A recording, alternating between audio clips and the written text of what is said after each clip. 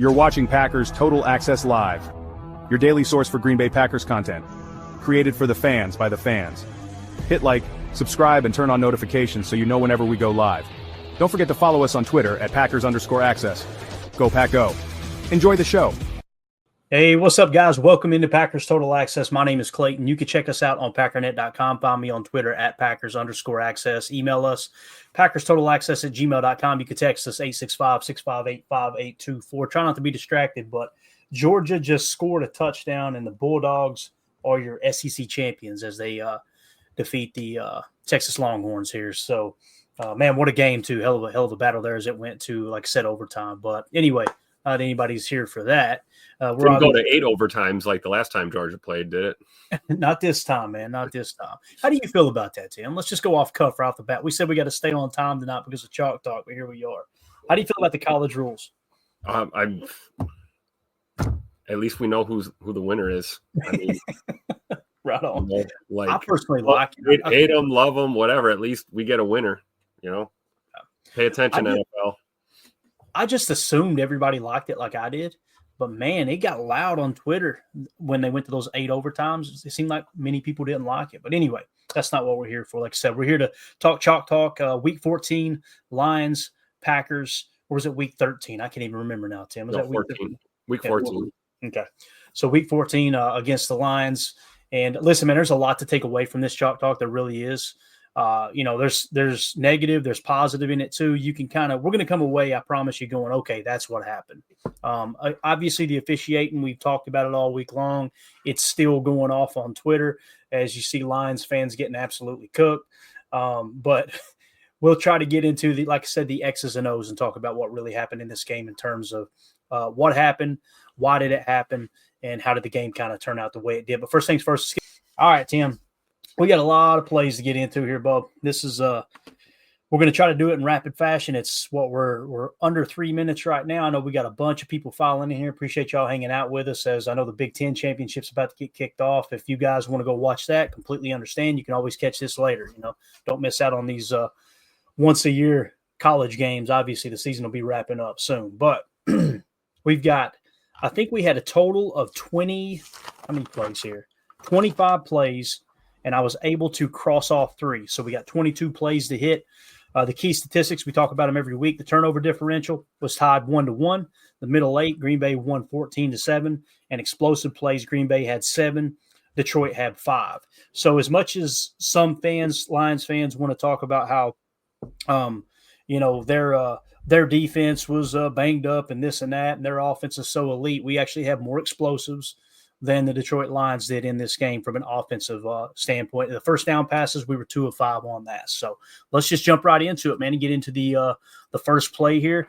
We'll go first quarter, 13-19 left, second and 10 play from their own 42-yard line. This is an explosive run by Montgomery, a 13-yard run, okay? And we came out in a 57 front, which is basically an over with the will on the line of scrimmage, okay? You'll see 45 at the bottom of your screen, who is the will backer. He is going to creep up towards the line here, and anytime you're in an over front, that's a 5, and when the will's on the line of scrimmage, you call a 7. So it's a 57 front, cover 3, will fire, TE left, okay? So essentially what you're going to see here is the will is going to fire on a blitz. You're going to have a TE left, meaning the tackle is going to jam inside, and the end is going to loop around. Everyone else, I'm pretty sure, is just a straight rush. When we talk cover 3, you guys pretty much know the logistics there. It depends on who rotates down. And you can see here, Evan Williams is rotating down, which means I believe Keyshawn will drop deep third. And then you've got this guy right here will be curl flat. And then Quay will probably be over here. Okay, so that's how the play will design. Now, again, this is an 11-yard run. Let's figure out why they got these yardage here. Okay, so little pre-snap motion. They're pulling the tight end and what appears to be the guard. I believe it is the right guard. But look at the penetration, Tim. We talked about it all offseason. The difference that you're going to see with this defense as opposed to the 34 jam that we were running before is there's no longer a 2 gap. Look at the penetration. You see Carl Brooks coming through, right? Yep. Problem with that is look at everybody running past the play, right? That's the issue with it. We talked about it. It's give and take. I know there was a lot of conversating in the offseason where people were saying, well, what's the negative to it? There really isn't a negative. The hell there isn't. There you go right there. You get too aggressive in your run scheme, and you can give up explosive plays. So that's pretty much what happened on that play. Now, Quay in the hole right here, if you'll watch, and we'll get a better view here in a second, you'll see Quay. I don't think he does a horrible job attacking here, to be honest with you. You see he gets to the point pretty quick, takes on the lead blocker. The running back just does a good job dipping under him, right? I mean, it is a missed tackle. There's no two ways about that. So you definitely get a negative mark there on Quay. Assignment sound, but bad execution. Let's watch the replay right here. And I thought Quay had a pretty good game. I really did. You'll see other plays throughout this game where we felt like he played pretty well. So let's watch him attack from this angle here. Again, that gets them to shift over with the pre-snap motion. Look, Quay, no hesitation. We've been seeing that, right? This right here, he's played it perfect up to this point. Gets in the gap. Now, you'd like to see McDuffie hold a little bit better leverage on the outside there, right? But Quay in the hole, right there, you got to finish, man. You got to be able to finish. So he misses. McDuffie. Florida kind of chipped him and kind of washed him out of the play a little, yeah. But like you said, I mean, it's if we don't over pursue on the pass rush, it might end a lot differently. Totally different. Yeah, totally different. So I love the aggressiveness that Quay's showing. It's really, really nice to see that shift. There's no more hesitating, just firing a shot. I would much rather see that and miss a tackle in the hole as opposed to patty cake, and just, get washed out. So, all right, next play. We are first quarter, 11:53 left. 3rd and 3. This is the Jameson Williams 28-yard pass. Okay, so we get them in a 3rd and 3 situation here. They like to pass on 3rd and short because if it falls incomplete, they'll just go for it on 4th down. That's typically their mindset, especially once they get across the 50. Here we're in a nickel 4-2-5 cover 1 robber with a TT stunt in the middle. That's right. We're in man coverage. Imagine that, right? So let's watch it get cooked here. So, first of all, one thing I did notice about McDuffie the whole game, it seemed like he was a little off. He was late to all the ball's already been snapped, and he's not even looking at the quarterback. You'll notice later in the game, too, where they throw a touchdown pass on the right side, outside of the right hash, and he's late to his spot. So, something felt like it was going on in that game for sure. When we're talking TT, these guys are just going to switch out here, okay? The TT is just going to be a game in the middle between the two tackles. You see them twist right here in the middle. And we're talking cover 1 man. So it's man across the board. You've got a little drop in the middle too if you need it. But the robber is really what's dropping in the middle, as you can see right here. So cover 1 deep. Everyone else is in man coverage across the board. Now let's see how they hammer this one home. You see the dig behind the hole there, right? You'd like to see that hole guy, that what you would call the robber, you'd like to see him get a little more depth. Like you're not covering anybody right there. You know what I'm saying? So I don't see that necessarily as a scheme problem, although when you're playing a lot of man coverage, there's going to be big holes like this in the D. But imagine if this robber actually plays a little bit more depth. He takes that away, right? And it's easy to look at this guy and go, man, he gets cooked. No, when you're playing cover 1 man, you're taught to cover outside in, force them inside. And that's exactly what he does. And his help just gets a little lost there, right? So, and again, as always, if the protection holds up, Tim, you're going to be in trouble, right?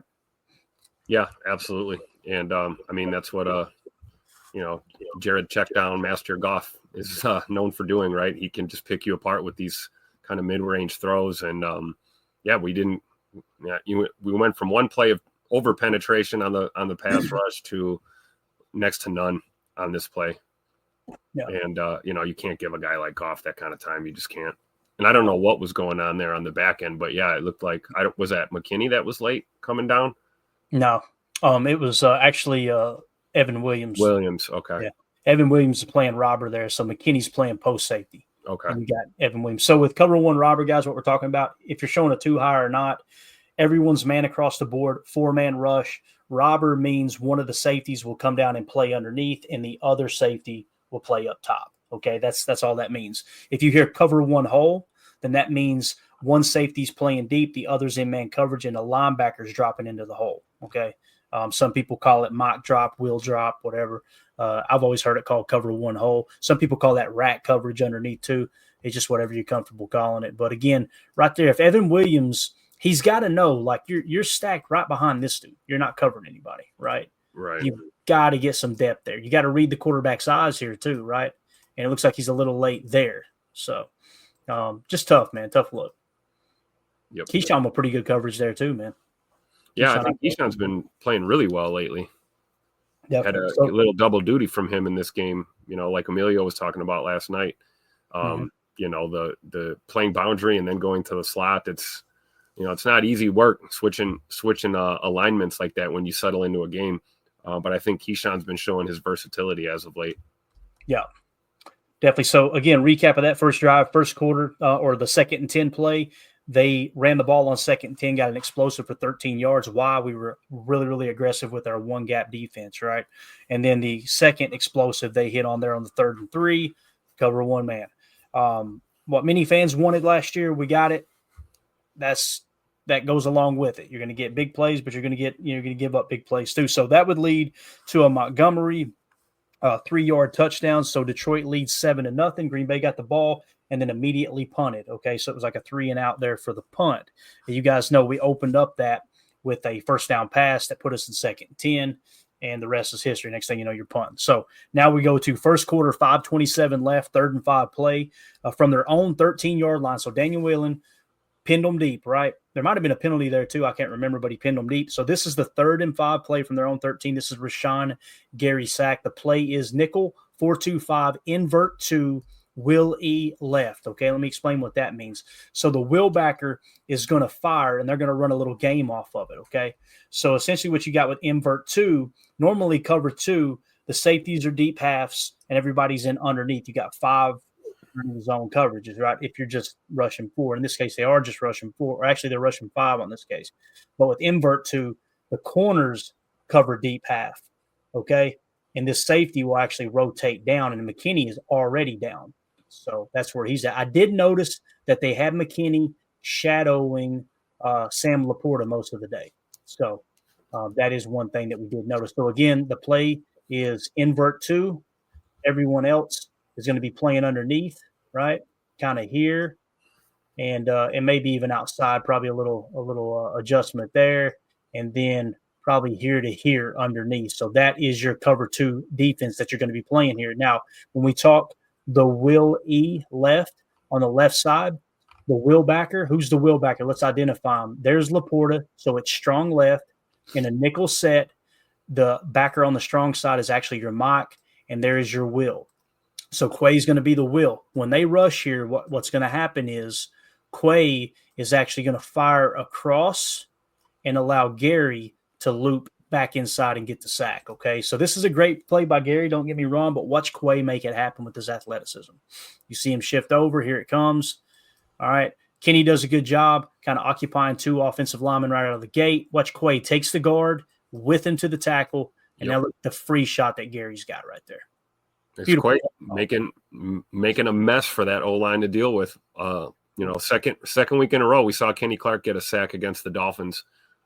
With similar kind of results here, with Quay being the lead guy, getting in there and just messing everything up. It's a team game for a reason, right? Let everybody eat. But great job by Rashawn staying home too. Allowing this to develop. Mm-hmm. You see, he doesn't over pursue. He's not.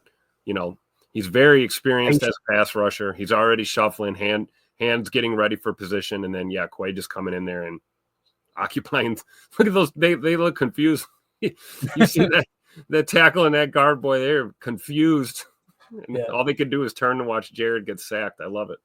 Absolutely. Like I said, a great play call, great execution. Quay's athleticism really made that play happen, no doubt about it. Look at JJ and Igbari at the end of that. Did you see that? Yeah, fired up. All right, so there was Rashawn Gary's sack. That came in the first quarter on a 3rd down, obviously forced a punt. So Detroit would punt, but guess what, Tim? Green Bay punted too.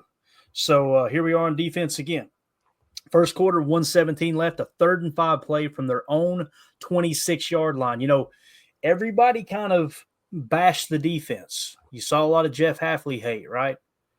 Guys, we're showing you punt after punt after punt, right? Here's another 3rd and 5 situation from their own 26-yard line, and this is the Colby Wooden stepping up. and getting the tackle for a loss. And to me, I put nickel 4-2-5 cover 2. It looked like it was probably just a traditional cover 2, but it could have been man, could have been zone. It's hard to tell when you run the rock because everybody attacks so quickly. But I really want you to key in on Colby Wooden and watch him split this gap. Again, this is Ragnow, arguably the best center in the game this year. He's definitely top 3 center, no questions asked, right? Watch him work Ragnow on this play. Look at Colby Wooden. Actually, I messed that one up. It's another play I was thinking of when Ragnow gets worked. So Colby Wooden's over here on this side on this play. Is that right? Or is that Jonathan? Who is that? Yeah, that's him. Okay. Yeah, that's so it wasn't Ragnow. My bad on this play. Or was it? No, it was. Yeah. I was just off center because they're strong right there. Yeah, yep. That's Ragnow, right? Watch this. Get off me, little boy. Put him on his knees, Tim. That is – and then the tackle for the last – what I was talking about. See if you can see him tap his head. He's like, get me out of here, coach. I need a break. Come on. Get off the field. Let's go. This is a great shot right here. So you're going to see him shift at the last second, right? As soon as they motion over, we're going to shift. Now he's in a one tech. Colby Wooden might be the guy, boys. One tech. Again, this is Ragnow in front of Jared Goff here. Look at that. Just quickness. Great hand movement, hips, everything. Bang, great tackle technique. Yep. So that was huge there on a 3rd and 5. Remember, we talked all week long. Just because they're in anything other than 3rd and short, don't you think they're going to pass, man? They will run on 3rd and 5 and more. And that's what you've seen all day long. So Colby Wooden with the tackle for a loss. Got to get him some more snaps now. He's definitely healthy. So second quarter, first play of the second quarter, 2nd and 3 play from our own 24-yard line. And this is the Christian Watson 20-yard catch, but the fumble too, okay? Let's talk about what the play was. And again, it's not to be overly negative. What happened? Why did it happen? This was a crucial play. There's no two ways about it. He still had a great game, but this fumble, man, it's tough. 12 ace nasty, strong right, Z to stack left, mesh, corners, T swing, okay? So you're going to see he's playing Z. He's going to come across, and we're in a 12 set. When I say stack, that's what we mean by stack. One wide receiver in front of the other, close knit there, right? And we're going to go Z to stack. It's going to be mesh. So the Z and the U are going to run a mesh play, okay? Meaning it's kind of a short to mid crosser, okay? And then the U is going to run it as well, if I got this correctly. So you're going to get a mesh like that. And then you're going to get corners from the X and the Y, which is Tucker. So you see what you're attacking with. If they're playing cover one man, you're trying to create muddy the water with the mesh play, right? And then you're also you've got outbreakers, which is going away from the strength of the defense. So this is what we mean by this. If you're playing cover one man, typically the corner will play with outside leverage. But if for some reason they decide to play inside leverage because they're reading your concepts, you've got 2 outbreakers and 2 inbreakers. The 2 inbreakers with the crossers having 4 windows of opportunity to throw the football. Immediately out of the break and then on the backside. Immediately out of the break on the backside, right? And then you've got your corners out here. And, of course, if things go wrong, you're going to have a swing pass underneath that you could check it down. So let's watch the mesh play here after the motion. Again, this is what nasty splits do, all right? So you see here, look at Christian, butt naked through the trailer park. Yep. That's how you beat cover one man, right? Great throw by Jordan as he takes a hit. And a great play by Scoot. It's just right here. You look, ball in the outside hand like you're taught, you're supposed to. But right here, just go out of bounds, man. Yeah. It's tough. And how do you fault a guy for literally sacrificing his body? Someone that some fans have called made of glass and he's soft and this and that. Dude's diving for extra yardage, and it's just a tough break, man. It really is. Yep. That's all it is. Kind of one of those freak things that can happen, man. It's football. You know, the other guys get paid too. You know, they're in pursuit, punching it out just like our guys do. Yeah, I mean, it's tough to really be mad at him, really. I mean, like you said, I'm with you. Hey, you know, get to the boundary, get out of bounds. But you love the fight in them, right? You love that, you know, a little sidestep. Hell, I get 4 or 5 more yards here. It's just unfortunate that he fumbled, you know? Yeah, for sure, man. So huge play there. You've seen the offense struggle. They finally get something going. We end up fumbling the ball away. That would lead to a Detroit field goal. So they're now up 10-0. Let's go to second quarter, 12:24 left, 2nd and 6 from their own 34-yard line. This is the Josh Jacobs 19-yard run. And the play call is 21 gun, 811 pony, Y flex, 24 RPO F swing. So this is an RPO play here. Okay. So the way it's going to work, you got the Y flex out. So you got Tucker out here on the boundary, which is really cool. Okay. So you're showing a 21 personnel, right? 2 running backs. I say 21. Really, what you're showing is 11 personnel, but you're putting Jaden Reed in the backfield. So it could be 11 gun. I think it switches to that later in this episode as we, get to the font or the text on the page. That's what the Y flex means. 24 RPO is real simple. What's basically going to happen is, oh, Lord, Mitchkey's fired up now, boys. The little one gets mad. There's about to be some barking.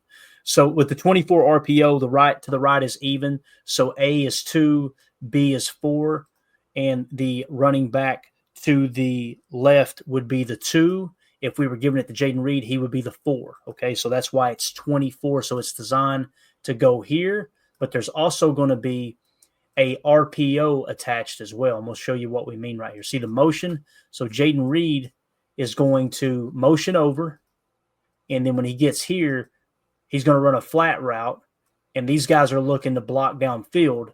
So if you don't like your hat count on the right side of the line after this motion, you fire that flat because it means you got the hat count over here. But you'll see with the motion, everybody shifts. Now look at your hat count on this side. Jordan does an excellent job too. As you can see, look at the hat count. 1, 2, 3 on this side. You've got 1, 2, 3 offensive linemen plus the running back. So the safety is basically going to be head up on the running back. You see Josh Jacobs get through, run through an arm tackle, gets out on the perimeter, gets 19 yards on that run. So that was an explosive run there. Just an excellent job by Josh Jacobs, man. Patient. Just a really, really good run there. Absolutely. Great play design too. And, play design meets execution. This is the result you'll get, got to do this more often. Got those linemen out there being aggressive, blocking, that's how you get into a rhythm on offense. Plays like this right here. Yep. And it's probably duo, double, right? And you see Elton trying to get up here and seal it. And I'm sure these guys are trying to get up here and seal as well. So that's definitely a duo run in my opinion. So, like I said, big play. Now on a 1st and 10 call, right? Elton Jenkins gets called for a hold. So now you're at 1st and 20, right? And then that would lead to 2nd and 20. So here we are now, second quarter, 7:42 left. This is a 2nd and 12 play after the hold and after you went to 2nd and 20, and then it ends up being 2nd and 12. You're at Detroit's 27-yard line. And this is Jordan Love running for 14 yards. So a 2nd and 12, he's going to bail you out here. And I'm pretty sure this is it. Actually, you know what? I don't think I included it. I think I meant to mark that one out. So I'm not sure what run this is. Let's roll the tape. We may have gotten crossed up. There's so many plays on this episode. I got 21 gun, 811 pony, Y flex left, 24 RPO, F orbit swing. Yeah, this is not the scramble. I did want to point out, though, that Love did have that 14-yard run. Let's roll the tape here and see what we got, though. It's definitely this is a different play call here. What is this play? Is this the scramble? This is the scramble. Okay, never mind. We got it right. Look at us, man. I just had it stamped wrong. So great awareness by Jaden Reed right there. Yep. I mean, he took Brian Branch right out of the play so that Jay Love could scramble there. Once he turned on the top of his route and realized what was going on, he made the adjustment. I love it. Yeah. So this is now this ain't the F orbit, so you got to figure out where I got that from. We're probably crossed up on the rest of the show. We're flying blind now, baby. But but look at Bo Melton out there, man. Yeah, seriously. And this, I think, is this the play? No, this ain't the play where Kirby Joseph shoved them in the back. I was going to say, whew, boy, talking about pissing me off.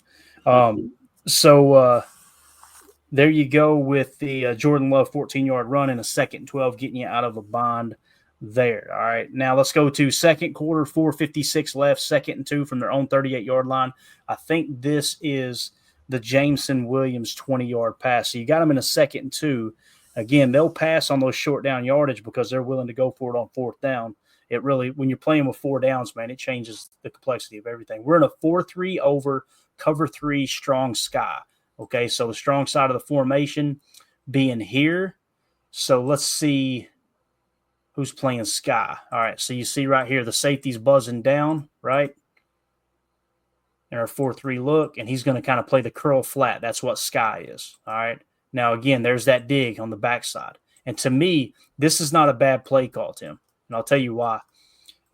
McDuffie had a bad game, man. That's really what it comes down to for me. Here's McDuffie, right? So keep in mind, this play design is supposed to go deep third, right? Deep third. The safety is playing curl flat over here, okay? So these backers are dropping. This guy's going to the curl flat, and this guy's deep third. That makes sense? Yeah. So look at McDuffie bite on the play fake. Now right here, look at all that separation. Like there's no reason for him to be that shallow, right? Quay does a good job. Again, all over the tape, it seems like Quay had a pretty good game. Quay is really pinching out here where he knows he's going to need some help. Now everybody's going, why is McKinney so deep? This is why he's deep. There's a vertical threat here. There's a vertical threat here. You got to hold your water, man. You can't get aggressive and play underneath and get beat deep. Now right here, look at McDuffie. McDuffie is covering no one. You see what I'm saying? Yep. Quay is already breaking on it, and he already pinched his guy to the seam. And you'll see Quay kind of look at McDuffie at the end after he lays the thump. He looks at McDuffie here like, hey, bro, what the hell are we doing here? You know? You can see it. Yeah, I mean, we're not making excuses, but, McDuffie's not 100%. He's been on that. I don't know if it's knee or leg. Something's going on with him. He popped off and on the injury report these past couple of weeks. So I don't know. Maybe he sure had a hell of a game last week. So maybe he's just running on fumes this week. I don't know. But yeah, that's highly uncharacteristic for him to stay that shallow like that. Yeah, especially when you got a curl flat defender with the Sky look, right? Yep. That'd be different if it was, a different call, but right there, man, you just got, and listen, it's a good throw by Goff, good anticipation too. And like James Williams put his head down quick. He's like, I don't want none of Quay. So again, that's how people were saying, man, how are they hitting us over the top? To me, it didn't look so much scheme as it was just execution. When I say over the top, I'm talking about the digs, a little, that was kind of almost like a little mini post or something, right? To attack the middle. And there's a lot of choice routes involved for sure. So, all right, now we're going to go to later that drive, second quarter, 11 seconds left, 4th and goal from the 2. And this is the Gibbs touchdown pass. Now, this right here, I put 4-3, cover 0, and I put 29 bracket because I'm not sure what's going on here. And when I say 29 bracket, there's McKinney. It looks like he's trying to bracket cover someone on this side because you'll notice when the ball's snapped. Now, see, he shifts out, so it looks like it's just strictly man coverage here, right? Now, when that guy stays in the block, okay, everybody's in man coverage now. Look at McKinney. He covers no one. Also, look at Eric Wilson, covering no one, right?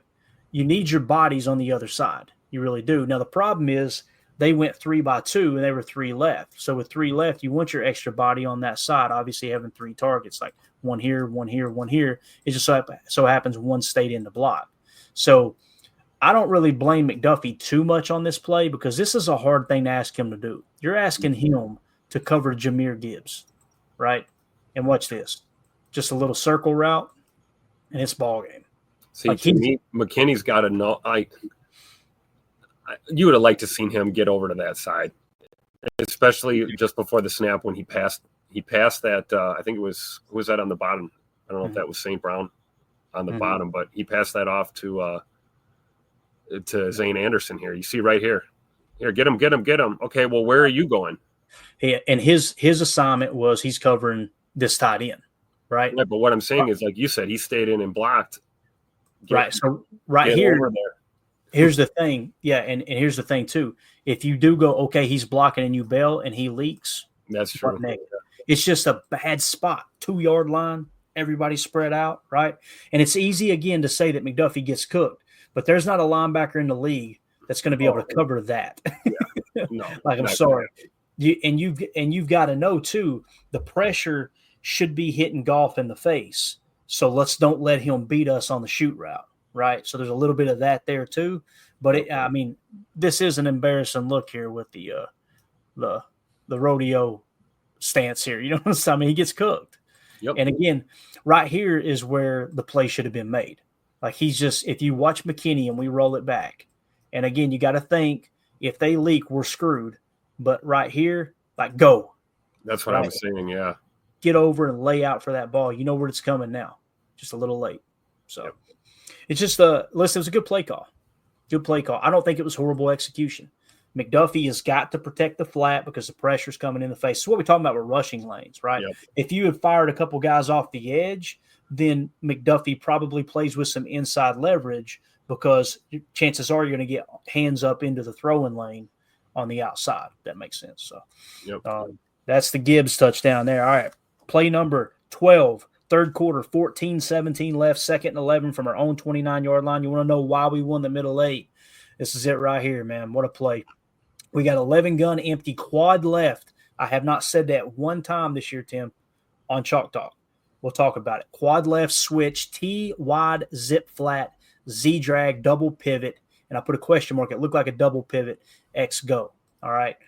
So quad, what is it? 4 targets on one side of the field. This is college football stuff right here, boys. Like this is really interesting that Matt decided to go with this direction. Now, why do you do that? You want to put stress on that safety and get him to this side. And in the meantime, Jordan's going to take the snap and he's going to just literally eyeball that safety and walk him this way with his eyes and then fire the shot to scoot over the top. So let's talk about what the play design is. When you see the T right here, T wide, zip flat, what we're talking about is he's going to run zipper motion here. He's going to fake like he's motioning back in, and then he's going to go back out on a flat route, okay? Then we're going to go Z drag. So let's try to identify the Z in this whole mess right here, okay? This should be the Z right here. So it's going to be a drag route, okay, underneath. I believe it's Dontavion Wicks that runs it too. And then we're going to go double pivot, okay, on the route underneath. So these guys, I think the play was to go and pivot back, and they're both kind of doing it, but they're also, to be honest with you, they're trying to create a mess right here to free up Wicks, and it works. Watch Wicks come free underneath, right? You got the T is open if you need to check down if the pressure hits home, but you know where Jay Money's going. And look at his strap. Look at his helmet. Yep. He is literally that safety. Yep. You had a quad left, and he's acting like he's going right here. That safety's reading him like a book. And then last second, he's going to fire it over the top. You'll see him switch it back. Now we got what we want. Just a great throw, great catch by Scoot looking it in. I'm okay with the body catches too, man. Just catch football. Don't get cute. Jerry Rice made a living off of making body catches. I'm just going to tell you right now. This is a great look right here. Watch Jordan's eyes. Watch him look off the safety. They're going to give that little mechanics too. The hips and his feet. Yep. Look at that strap on the helmet. Yep.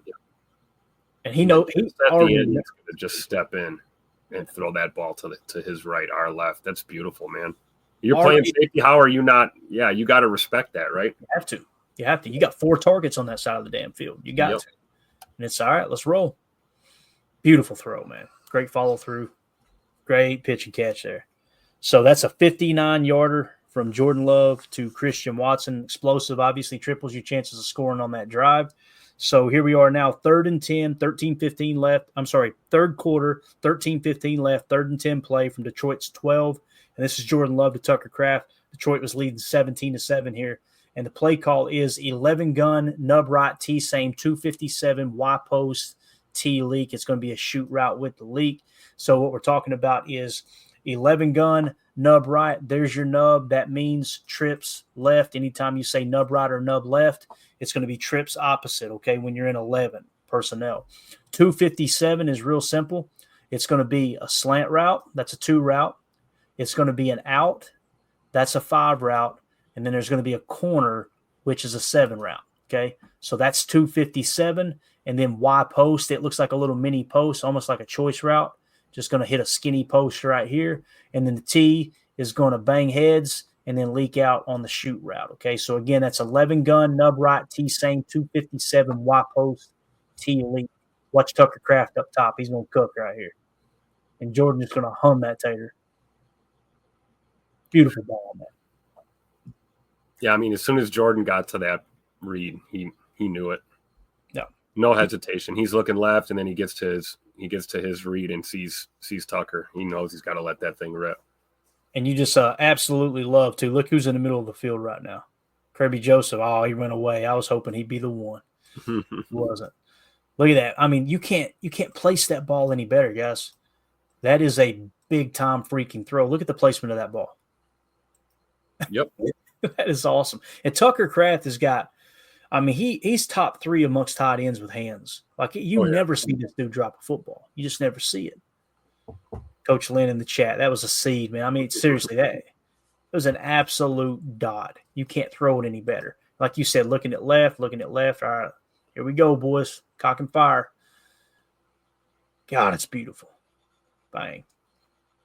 So, again, the Christian Watson, what was it? A 59-yard pass to Christian Watson that tripled your chance of scoring on that drive. You end it with the Tucker Kraft touchdown catch there in the third quarter. That's how you ended up winning or getting yourself in a position to win the middle 8, right? So keep in mind, 13-15 left in the third quarter was when we scored there, right?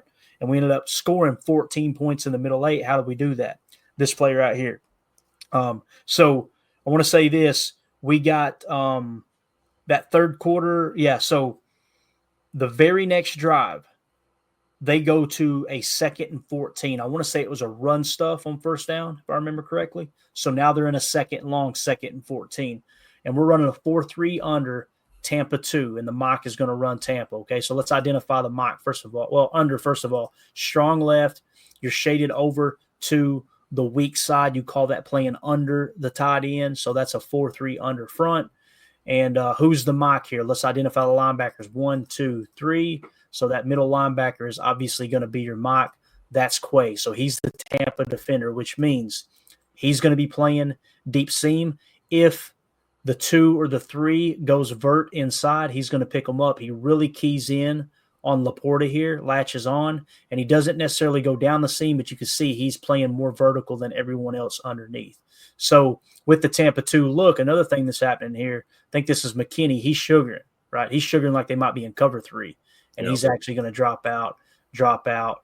Quay is going to latch on here, cover the seam a little bit deeper. That's your Tampa 2 look. Everyone else is underneath zone.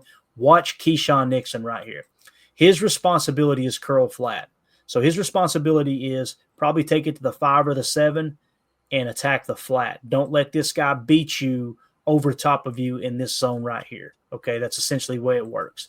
But watch him read them like a book. He's got eyes on Jared Goff the whole time right here. So now at this point, Keyshawn Nixon's responsibility is this guy right here.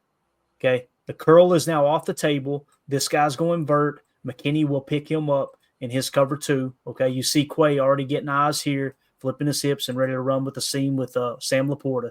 But watch Keyshawn at the bottom. We'll go extra slow motion. Watch him bait Jared Goff. Let's just take this thing. Bang.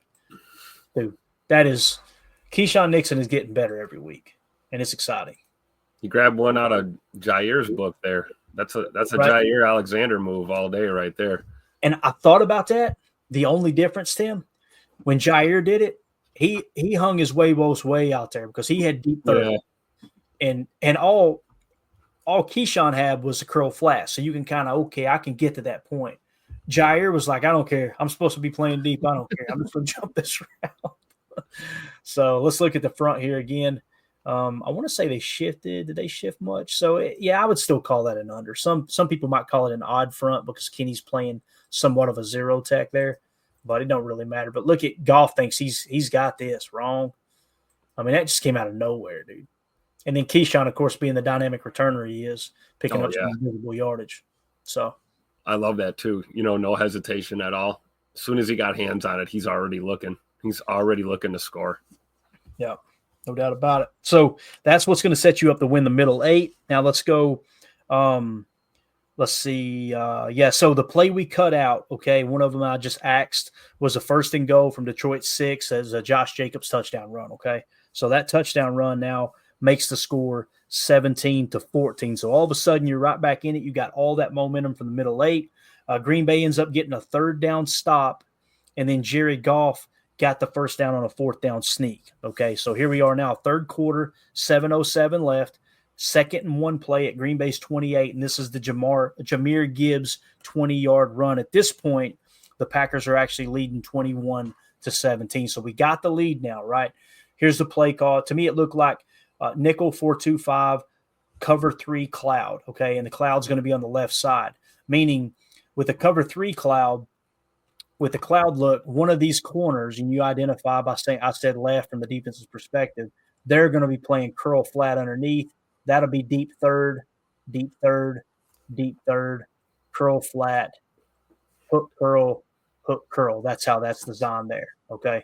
So that's how that play is drawn up. Now let's watch this. This is actually an explosive run. Let's see why Gibbs got 20 yards on this run. Okay. A little motion. Look who's in the backfield, right? Is that Carl Brooks?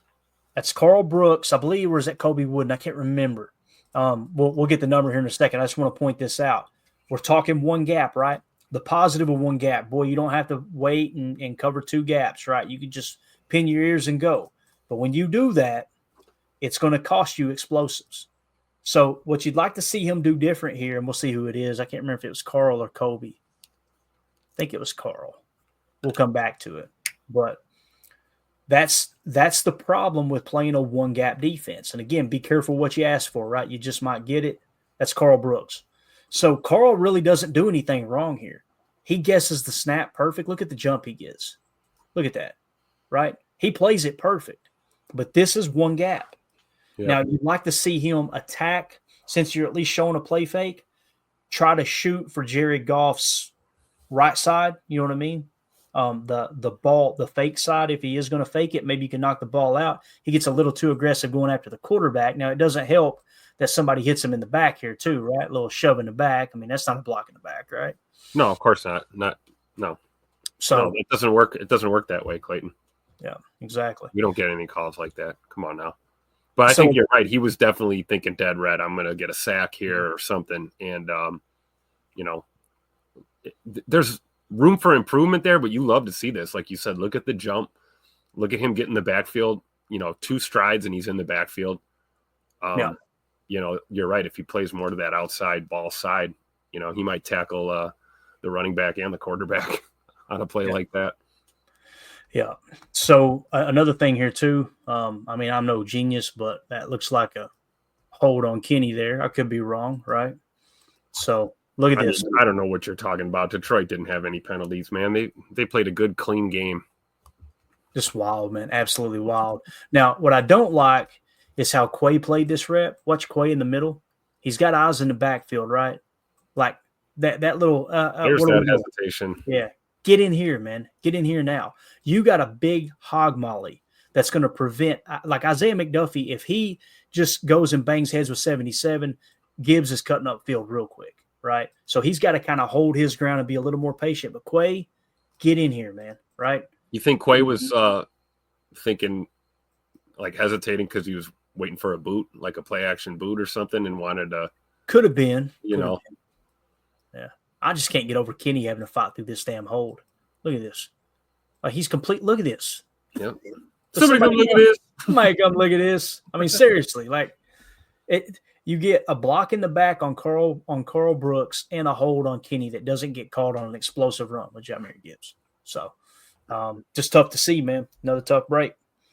So that explosive is going to triple their chances of scoring, like we always talk about. I get tired of saying it, but it's important to mention it. Green Bay still up 21-17, third quarter, 5:02. This is a 4th and goal play. And this is we were not ready for. I remember this one. Is this the one where we're not even set? This is what I was talking about. Look who it is, too. Man. It's Eric Wilson again, right? And you see he's late, and then look at the little pick. You gotta love Patrick throwing the back into him, right? No call there, of course. This is the play that Matt LaFleur was absolutely livid on, because he's like, you're going to call that. Now it's later on, obviously, I'm pretty sure when they call the pick play on Watson, but it's like they ran pick plays all day long. That's what LaFleur said, and it never got called. You see that pick, and then, of course, he's just going to catch it. But Wilson still, though, not knowing what the hell he was doing there. It was confusion from the get-go. We were late lining up, right? And then you get a pick play there. That's just crazy, man. Yeah, I mean, take your pick, though, on that one. No pun intended, but I mean, there were 3 guys open. Right. I mean, he could have threw that ball multiple targets. Interesting to see St. Brown there lined up in the backfield too. That should have been a tell right away. You got a receiver at sidecar. You got to know they're not going to hand the ball off to St. Brown. Right. or at least you don't think they will. What is the likelihood of that happening? Yeah. Caught sleeping, man. And I mean, this is what I wish we would do sometimes on offense in these situations. You could see Detroit just went tempo out of nowhere. They must have some code word or something. And boom, it was like a half huddle, get the play call in, and caught us sleeping, man. Yep. So true, man. I was thinking the same thing watching the tape earlier. I was like, we need to mix that in some. Like, let's just go get on the ball. Not just trying to catch 12 men on the field either. Like, right. Get them there quick, or get to the line and act like you're lollygagging and then just have a code word, red, boom, down, go, right? Something like that, just to change up the pace, just a touch. Now, it's hard to do that on the road with the silent count and all that. I got you. But so that Tim Patrick Hall of Fame touchdown there obviously gave them the lead. I think it's 24-21 now. Green Bay had a first down incompletion, which led to a 3rd and 9 setup, and they end up having a punt. So there's another first down incompletion that bit us in the ass. So now we're going third quarter, 1:29 left. This is a 4th and 1 play. All right. So 4th and 1 from their own 31-yard line. We come out in a nickel 4-2-5, and we went with what I call a packed front. So Coach Lynn, I'd like to know what you guys may call this when you've got a four-man front and everybody's just hip to hip. Well, I'd be curious to see what you guys may or may not call that. I've always heard it called a packed front. You're kind of slammed in there. And what you're trying to do is obviously take the A gap away in case they try to sneak or something like that. But Quay Walker on this play, man, excellent job. Someone else gets in the backfield too. There you go. Bear front is what they call it. Got it. So they call it a bear front when they tighten up like that. Appreciate you, buddy. So watch Quay on this play. And there's someone else who gets in the backfield and blows it up. And trying to remember. Great penetration there, but look at Quay. Oh, I know what it was, Javon Bullard. Listen, we're going to miss Javon Bullard, don't get me wrong. I know earlier I was like, listen, he hasn't played great. It's not like it's going to be this big, huge hole that we're going to be missing in our defense. But the thing he does good are situations like this. He's the reason this play gets blown up. Quay gets all the credit. Yeah. Watch Javon Bullard, and he knows stay outside. Get outside leverage on the running back and force him back into the teeth of the defense. This bear front or packed front. Watch Quay here. So look at Javon. Javon just shoots his shot. That's why that play got made. Right? And I know it's like, oh, man, he got juked. Yeah, he knows his help is in here. Yep. That is fundamentally sound football for the specific situation on defense. And Quay just a great job finishing, man. McDuffie there to help. Xavier McKinney there to finish it up. Colby Wooden comes pulling bodies off the pile. I love it, man. So you see they checked out right there. They canned to something. So they canned to this run. And then we got communication there from Quay. You saw the pre-snap. Yep. Get the guys moving. It's frustrating when you see – we saw it a few times in this game where Detroit was canning plays, and then we just stood where we were. We didn't make any adjustments at all. Watch Javon Bullard here again. No hesitation. Let's go. That's a great play, man. And again, I know he gets juked, but then Quay, clean it up. Let's go. 4th down stop. So that was a huge play there where it backfired on Dan Campbell, obviously giving it up there on 4th down. They're still leading here 24-21. So now it's Green Bay ball. Third quarter, 48 seconds left. 2nd and 7 play at Detroit's 27-yard line. This is Tucker Kraft with a 21-yard explosive. The play call, 21 gun. We're going 308 pony, T orbit, 42 fake strike, Z dig, HT safe. All right, so let's talk about what all that means. 308 pony, real simple. Number 30 and number 8 in the pony package, okay? It's technically a 21 gun because these are 2 running backs and 1 tight end. You're strong, right? In this case, you're going to go T orbit, all right? So the T is going to orbit over, all right? And then you're going 42 fake, okay? I think it might be fake to Josh Jacobs, yeah, because they're both HT safe. So the H-back is going to block, and what's going to happen is the 4 is the right halfback, so that's why we say 42. And again, the even numbers are to the right, so you're going to fake an A-gap right run, and he's going to stay safe and help block. So it's a 6-man protection. Now, we haven't talked about the strike concept much on Chalk Talk the last few years, but the strike concept was used a lot by Shane Waldron in Seattle when they had Geno Smith, as an MVP candidate, believe it or not. A strike concept is real simple. On one side of the formation, you're going to run a deep route. And on the other side, you're going to have an underneath crosser, okay? So that's called strike. So what we did was we did a strike with a Z dig here, okay? And then, of course, we already talked about the HT safe. You're going to run a play fake, 6-man protection, stretch the defense vertically, bring a crosser underneath. You get in trouble, go to your backside dig. All right. And you'll see it, man. It speaks for itself. Look at Christian Watson at the bottom. Watch him really stretch his defense out. Keep in mind, guys, we already hit him for a 59-yarder with him, right? So that's on their mind. Now you see that leverage up top. You got the safety in case he turns this thing inside. This safety is definitely holding strong. Looks like somewhat of a cover 3 look to me. And you already see Tucker Kraft coming open here on the crosser. Bang. A little bit of a juggle there. Still caught it. And there's Kirby Joseph trying to be the dirty player that he is. You see him trying to take the knee out like he did to Higbee, like he did. I think Hawkinson too. He's messed up multiple tight ends' knees because of this right here. It's such a, excuse my language, but it's such a chicken shit way to play the game.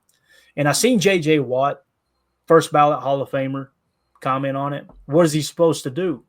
Oh, I don't know. Be a man and try to tackle the tight end. And listen, JJ's made a great point.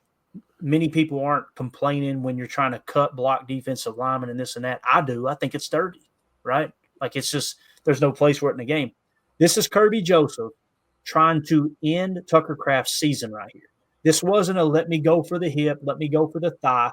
This was let me put my head down and dive with my helmet first into his plant leg, right? Because you see he's looking to cut back inside. He put his helmet, aimed it right at Tucker Kraft's planted left leg and specifically his knee. It is a dirty play is what it is. And I cannot wait till the day, I'm just going to say it right now, I cannot wait till the day that somebody gets a hold of Kirby Joseph's ass. And I'm talking about there will be no tears. There will be no, man, you hate to see somebody get – remember when Aiden Hutchinson got hurt and we're all like, man, that sucks. He's a great player. That sucks for the Lions. Now, if Kirby Joseph, if somebody ruins his career, you will not hear me say that because you see him jawing before the game, after the game, agging everything on. He's trying to rip up everybody's ACLs. I hope somebody gets a hold of him. I really do, man. I mean that from the bottom of my heart. But – great job there. And I love, too, how they luckily Tucker was able to escape it. And then what did they do? Headhunt. Yeah. Right at his head. Bang. Yep. And then, of course, Tucker's like, boy, y'all going to do better than that. I love this. Look at our boy right here flexing on him, right? Until he sees Tucker do this. Watch. Now you don't want to. Okay, let me just get out of here. He ain't even hurt. So I don't mean to be dramatic, but, bro, that stuff drives me crazy. And you hear all the TV analysts, man, it's so easy to root for these Detroit Lions. Man, it just has a hometown hero feel, and they're the underdogs and this and that. They got 320-pound linemen flopping. They've got fans on the field cussing out coaches and personnel during the national anthem, right? And you've got people like Kirby Joseph trying to end people's season. And then you'll hear the fan, man, they just play the game the right way. It's a bunch of BS. Yep. And then the offensive lineman that put on the acting show there on the field. And then, by the way, the Detroit Lions Twitter handle, what did they do? They tweeted out earlier bragging about it. Yep. So I'm sure the NFL officials won't do a damn thing about it going, oh, okay. Because you look in the NBA how they tried to take flopping out because it got to be so bad. Hopefully they'll do something about it. And then you see him in the locker room, and, boy, just conveniently he's right in front of the camera throwing up. Like, oh, look, he laid it all out there. Get away from me, dude. Bunch of damn drama queens. There ain't nothing tough about that town. There ain't nothing tough about that team. There ain't. Amen. I just can't wait till somebody gets a hold of them, especially in the playoffs. It's going to be awesome. This is a good look at Kirby Joseph. Watch this. Ready? Look at that, bro. Yeah. You can't see what you're hitting. It's terrible technique. It's not. Nobody's taught to tackle like that. That's nope. It's hard. It's hard for me to not use colorful language when I see crap like this. So I'm just going to take a breath and keep my cool. But yeah, this is it's a dirty play. I really don't care if you don't think it is. Everyone can be entitled to their opinion, but we know what we're seeing here. Yeah. And luckily, Kraft got that leg unplanted, or it would have been ugly. And you see Kirby. You knew exactly what he's doing. Yep. Phew, boy, I'll tell you, I wish somebody hit him right in the mouth. God, I wish somebody hit him right in the mouth. All right. So we don't want to watch this one, do we? No. We don't want to see this I play. don't even know what this is. I gotta get caught up I here. know exactly what this is. This is Eric Stokes getting cooked. Oh, gotcha. Yeah, we got to watch it, Tim. We got to take our medicine here. So the Kraft 21-yarder, explosive, triples your chances of scoring. Josh Jacobs, another touchdown run. I figured there was no point in showing Josh Jacobs just walking in for a touchdown, basically, you know. So we went and skipped those. So that made it 28-24 Packers. Now, of course, they go back down the field. This is fourth quarter, 8:39 left, 3rd and goal at Green Bay's 1. This is the Patrick touchdown. Tim already talked about it. It's pretty much a zero blitz. It's pretty straightforward. There's that packed, or as Coach Lynn said, the bear front up front. Everybody's pretty much man coverage, and if your guy stays in block, just blitz type thing, right? Everybody's straight up. The reason we say zero, or sometimes I'll call it goose, there's nobody staying deep. And here's Eric Stokes looking over like, can somebody help me? But here we go. Let's take our medicine. It kind of looked like he was going to play a little outside leverage because, again, they've been burning people with outside routes, but that's just – you got to get up in there and jam, man. I was going to say he's way too late with the hands, man. Way too late. You got to get up there and hit this dude right now. Yeah, bang. Yep. Hit him. Hit him in retreat. And then right here, that's the toughest part. Is like, I don't – well, yeah, it's either a touchdown or you're going to get an illegal contact penalty or holding. I mean, you're just absolutely cooked. Absolutely. If you're gonna guess, like, you know, if you guess wrong, that's okay, right? Like, do something. Don't just let it happen. Now, here's the thing that'll really drive you crazy on this play. We've been very vocal. Stokes got cooked. There's no two ways about it. But this is going to really piss you off when you see this. As they motion 84 over, right? What's going to happen now is these guys are going to pick that up on this side, and Key is going to blitz. I want you to really focus on Keyshawn Nixon right here and watch what happens. So keep in mind, play fake, right? Look at this free run, right? Where's this ball going? It's going to go right over top of Keyshawn Nixon on this dig, right? So why doesn't he get his hands up? Watch this. We'll go real slow. Watch what happens to Keyshawn. See the offensive lineman reaching? Look at this. Literally grabs him by the back of the collar. Look at that. Yep. And he's throwing his hands up too, like, holy cow, what was that, right? So if he doesn't get grabbed there, what you're going to get is Keyshawn Nixon's hands in the air in the throwing lane is what you're going to get. Or Jared Goff might just tuck it and try to scramble, right? But that right there is absolutely huge. So you see him having to reset now, and there you go, touchdown. Crazy. Another freaking no call. Another no call there. And it's infuriating because it's not like this was like in traffic and hard to see. I mean, right in front of everybody. Like, it's obvious, you know. Yep. How do you miss that? This is a great look right here. Watch Keyshawn here. You see number 25, right? Watch. He's going to fire. Let's go. Look. It's crazy. Like, look how he gets completely yanked around. No call. And you see look at the ref top of the screen. Like, right? What are you looking at? It's nuts, dude. It's, again, that's why I'm not gonna argue with conspiracy theorists anymore, because it was that bad. And, you know, listen, McKinney could have played this a little bit better. He's helping inside there, obviously, with, I guess that's Laporta there, but he tries to get his hand up last second, just can't make it happen, right? So my guess is he was green dog, or not green dog, but he was probably what they call red dog, where if his guy stays in blocks, just play kind of a shallow spy top zone, you know, as opposed to a green dog is if your guy stays in blocks, just go. But just tough, man. Again, just like X was a little shallow there. Yeah, right. We want him a little deeper on that. If that type of play. Seeing that he had somebody in man coverage, you got to be able to play up, kind of like Stokes. You got to be you're ready to latch on early. But I think it's one of those things that, as his guy stayed in and blocked, probably, all right, now we're trying to get back. And I'm with you. I mean, hindsight's 20/20, but you want to see him deeper there, right? So, yep. All right, so that was the other Patrick touchdown there. Now let's go to fourth quarter, 7:57 left, 2nd and 14 play from our own 26-yard line. This is Jordan Love to Christian Watson for 29 yards. We're losing 31-28. Game on the line here, guys. Game on the line, 2nd and 14. And Jordan just doing Jordan things here. 11 ace, nasty, strong right, F zipper, go.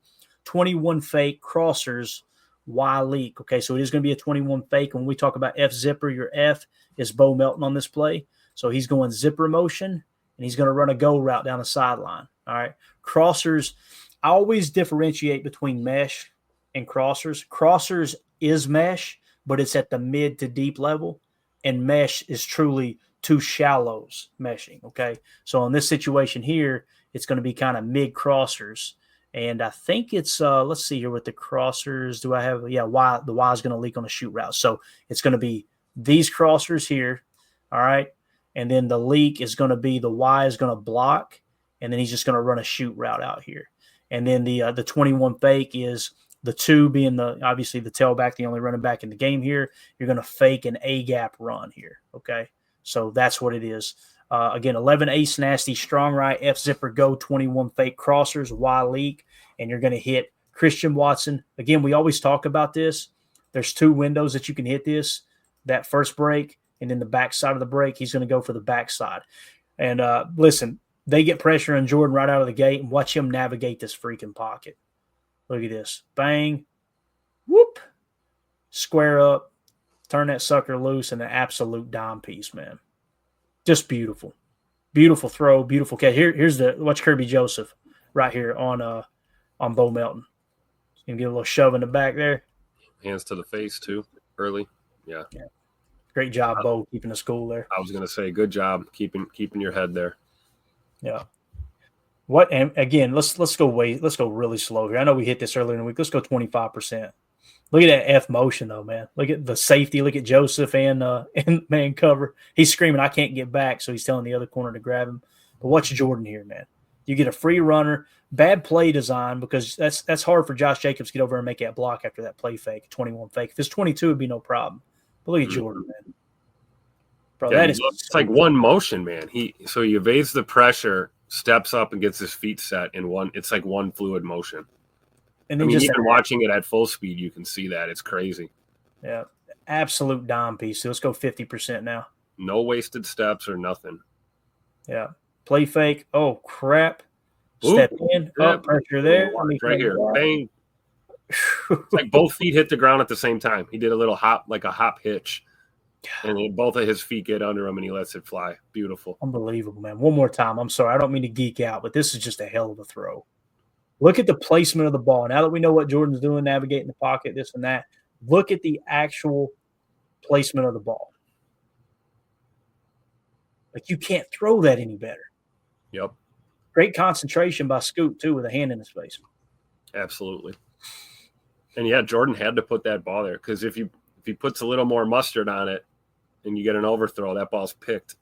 Yep. And if you lead him too far out to the boundary, it's, incomplete, out of bounds. So just a dime under pressure. We always talk about Jordan with a clean pocket. Well, that wasn't a clean pocket, and he's still making things happen, man. Yep. All right, so obviously that's an explosive, triples your chances of scoring. Fourth quarter, 6:32 left, 2nd and 10 play at Detroit's 45-yard line.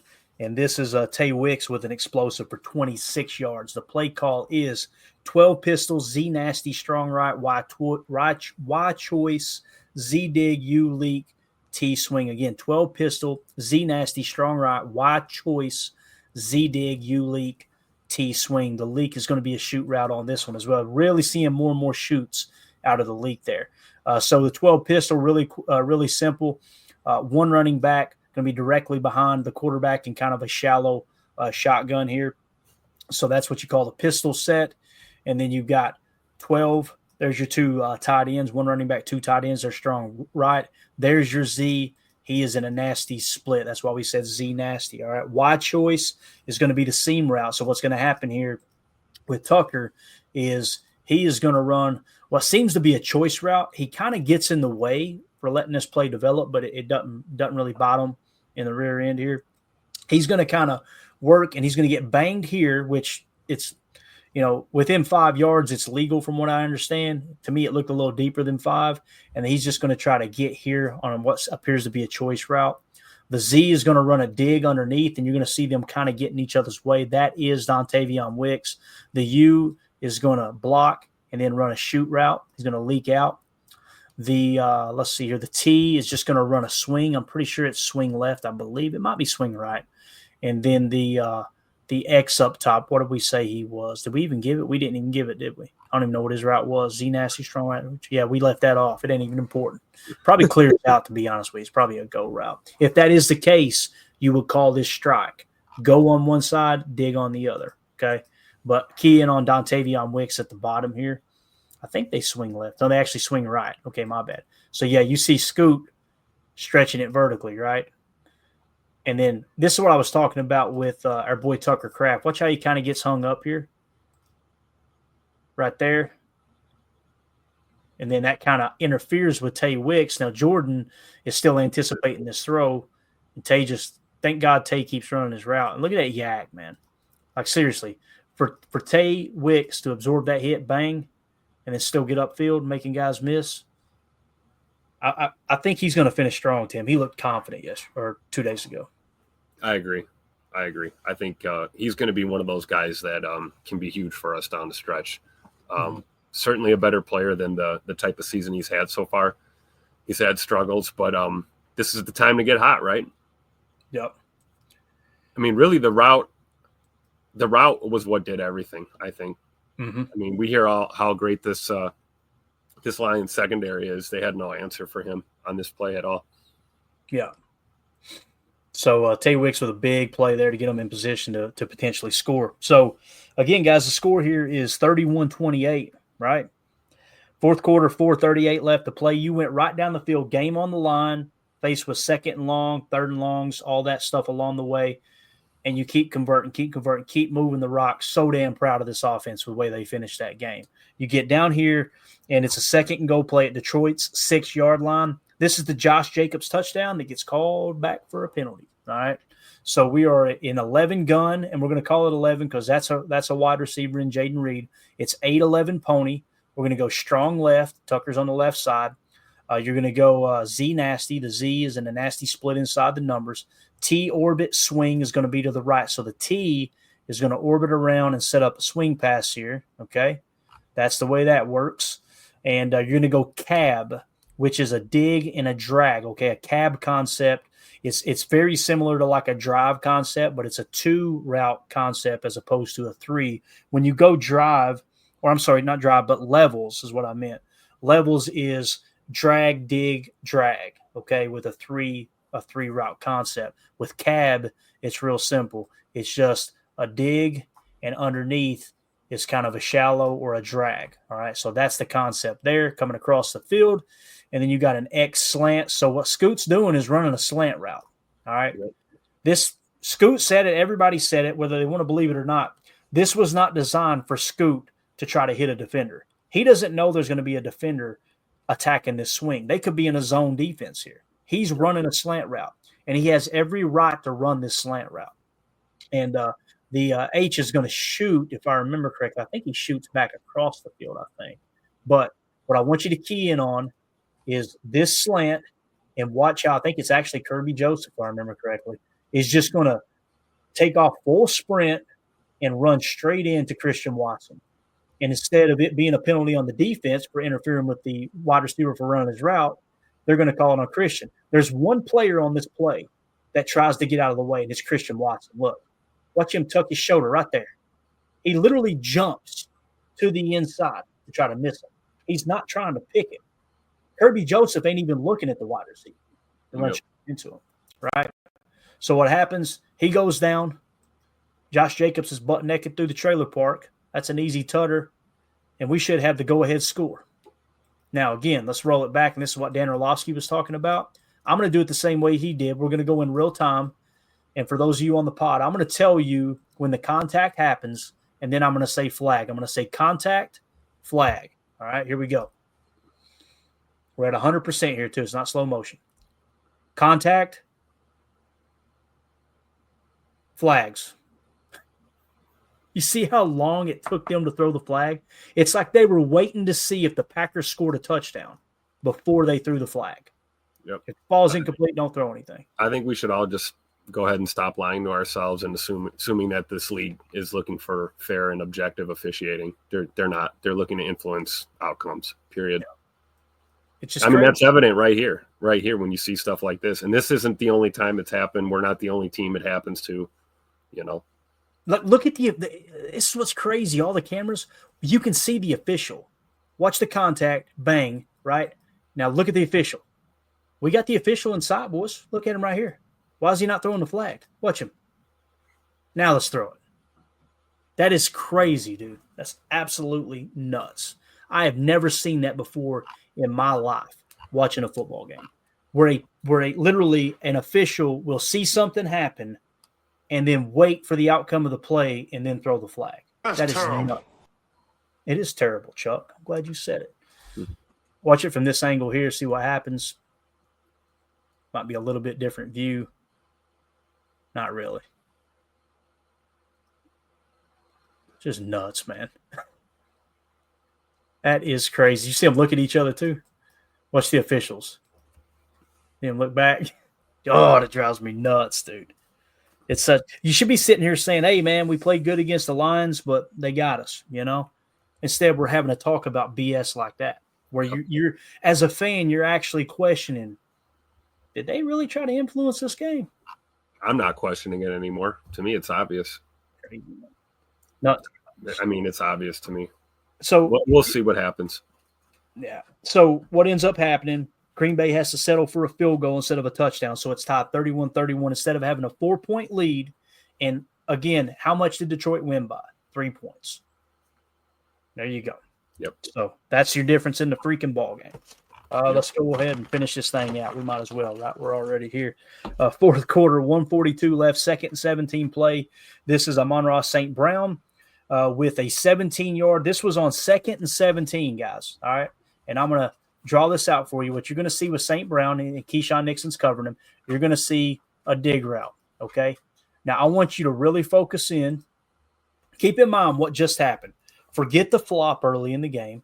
Forget Jordan Love getting punched in the face and not getting a call. Forget the pick that happened earlier on Eric Wilson that didn't get called, right? Forget the Keyshawn Nixon grabbed by the collar on a crucial 3rd and goal that they probably would have had to stick to a field goal in that situation. That could have been the difference in the game as well. Forget all that. Here we are, less than 2 minutes left in the freaking game. The 2nd and 17. Now watch Keyshawn on this route. We're going to go slow motion for a reason. All right, so look up top. Right here is Amon-Ra St. Brown. Watch this. Right there. Yeah, that's OPI. Literally shoves him. Yep. He just ran up to him.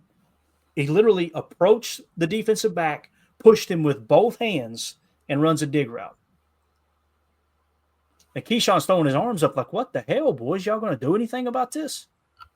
And then he tackles him, and I want you to look at Amon-Ra St. Brown. He immediately goes, any flags? Any flag? You see him looking around? I'll be damn, it stood. And you see Keyshawn pleading. Bro, it was – that's what I was saying on the post-game show. I try not to overreact with that stuff, but it's like it wasn't one play. It wasn't 2 plays. It wasn't 3. You're talking about 6 or 7 different penalties. Was like, what is going on out here right now? Well, and I'm sure they'll be submitted to the league or whatever whatever the song and dance is for them to do a whole lot of nothing about it, basically. But yeah, this is, where it's frustrating because they're clear and obvious. It's not like none of these are even remotely debatable. Right. And you see Keyshawn's got his arms out like, what the hell, dude? Yep. They're going to just let it, and he immediately looks up like, where's the freaking flag? So there you go. Now the final play here, listen, this is a tough spot, 4th and 1. They can run a sneak. They can go A gap. There's a lot of things they can do. What they decided to do here, they overloaded left, so they got strong left look here, and they actually went stretch right. So you get the whole defense. It's hard to see from this camera angle. You'll see it here in a minute. People were going, how in the world is it that wide open? I'll tell you why. Is because when you see this box cam, this end zone cam here, you'll see how overloaded they were. And again, we had a 0 blitz call. We're in a 4-3 over.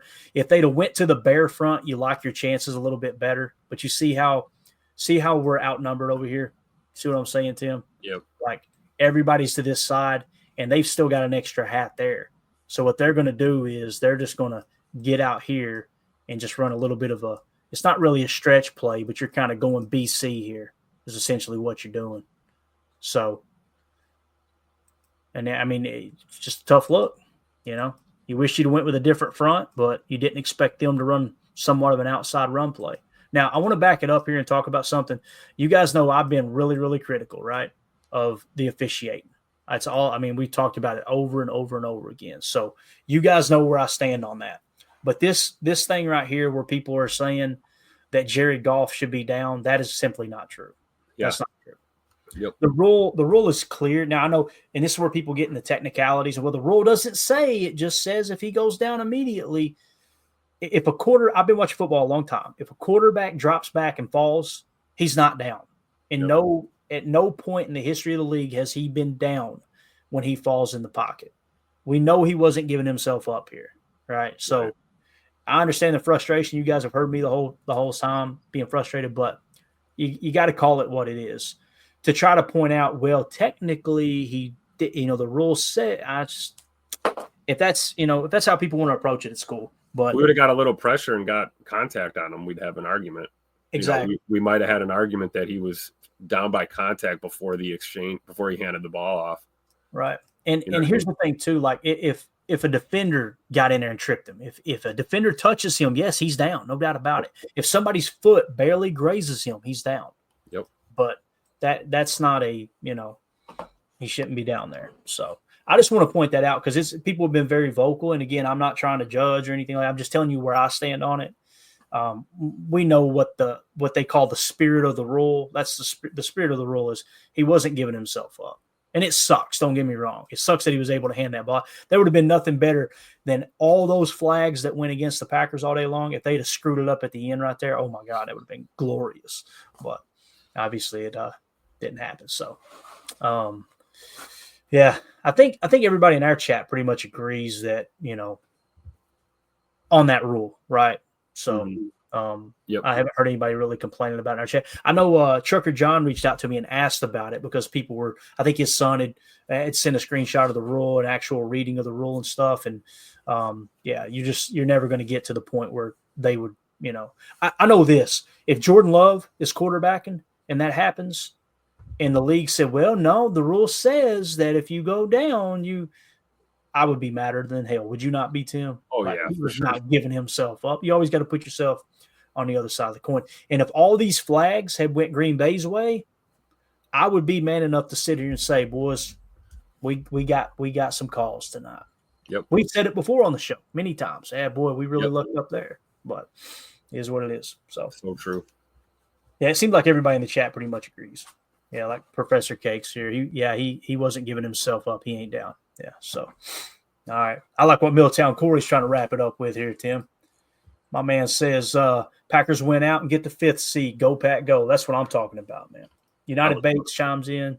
Yeah, he's not down. Wish that play would have went the crap for him, though. Me too, buddy. Me too. So I do want to say this. I hope that everyone hearing my voice, whether you're on the podcast or you're watching the show, and I know we got a bunch of people in here watching Chalk Talk. We appreciate y'all hanging out while there's playoff college football going on. I hope y'all haven't gotten aggravated with how much we've talked about the officiating this week. I mean, if you have, it's okay, but I don't want that to be a normal thing on the show, right? You heard us say over and over and over. Tim said it 1,000 times. I've said it. Emilio said it. Yeah, that field goal, you missed a field goal, but that's not the reason we lost the game, right? Just because it's the point difference and this and that. But when you see that many fringe, when I say fringe calls, I don't mean like they were close calls. I mean like that's a fringe play. If that goes the other way, the Packers probably win that ball game. And it was just every single one of them going, in favor of the Lions. It's strange. But I know this. With every adversity lies a seed of equal or greater benefit, right? That's what the book I read says. Yep. And this team is going to be hungry. They're going to be pissed off. They're going to feel screwed. And that's a good thing because you're going to get the best version of the Packers moving forward. I'm excited about it. So, me too. Yeah. All right. Let's see. Let's go to the chat real quick. Antonio Universe, the refs wanted the Pack to play in the wild card. Could have been. I mean, you never know. Oh man, that guy right there. Crystal Dye in the chat. Good to see you in here, ma'am. She says, I just have to say thank you guys for coming on after the game and calming me down because I was so upset. I'm still upset, but I'm coping. Hey, that's one thing about it too. Tim will attest to this. Before we go live after a loss on post-game shows, first of all, I'll say cool down period. Let's take about 20 minutes to cool down here, right? And when we get in here, what I always try to say, Tim, what do I say? Hey, listen, these people watching this show are just as pissed off as we are. Let's try to have some fun. Let's make this enjoyable as we can. Absolutely. Yeah. I'm not very good at it, but we try. Well, this last game was a challenge for obvious reasons. And the piss was still hot, we'll just say, when we went on the air.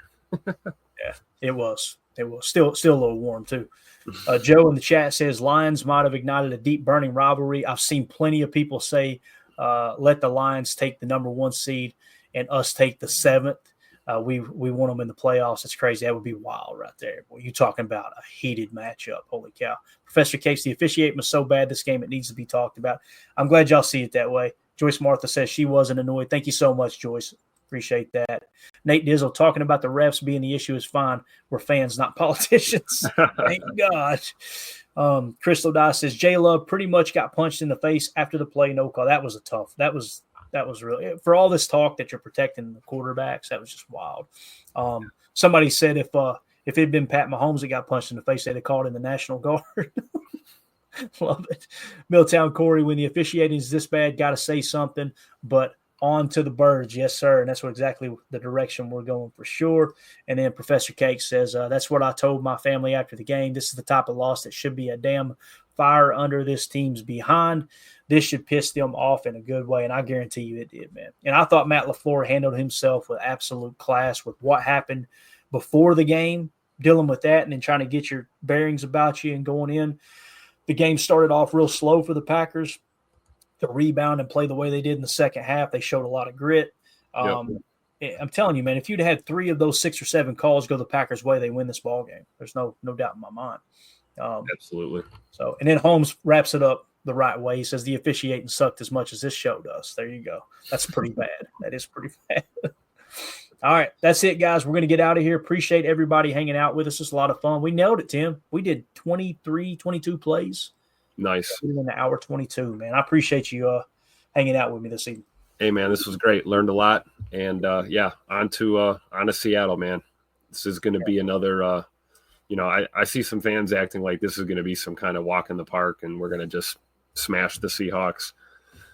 No, we're going to be in for another fight. It's a road game. That environment is extremely difficult to play in. Detroit, Ford Field was loud, but my goodness, we already know how they do in Seattle with the 12th man and all of that. So we hopefully the piss will stay hot all week, right? We'll take this intensity and this fire right into Seattle and, go heads up with them and hopefully get this dub.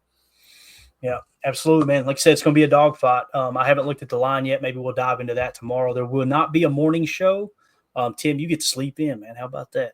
I got to pick Mandy up at the airport at like 9 o'clock my time.